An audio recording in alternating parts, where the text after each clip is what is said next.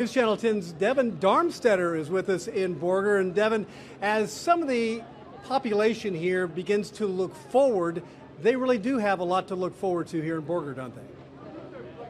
Well, Greg, I've learned a lot about the history here in Borger, and it is far from boring. I mean, it is quite interesting. This is where chaos called home in the wild, wild west, and this tight-knit community now is just so proud. They have so many historical artifacts, but they also are looking towards the future with wide eyes and open minds.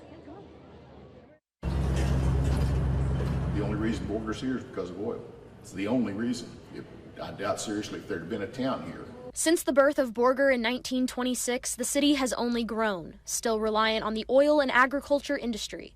Borger's economic driving factors are nothing short of historic, and so are its tourist attractions, like the famous dome. It's called a Kaiser aluminum dome, and we are actually the oldest remaining Kaiser aluminum dome in the country. And to this day, the town is still filled with original artifacts. There's so many historic places. I mean, right outside the dome, you see that refinery out there. That was the first refinery, so that's where Phillips actually started. Borger residents say they're proud of their city and its history. The city of Borger wants to make sharing that a focus, with a plan to expand. The people make the town a city. When it comes to the future of Borger, the quality of life and a space to call home are top priority. 51% of our workforce does not live in Borger.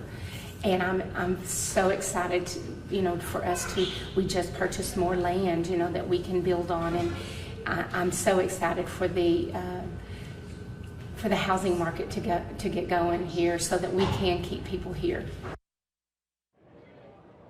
It was such a great opportunity getting to talk to the community out here and people that not only know so much about their city, but are also so proud of its roots. Greg?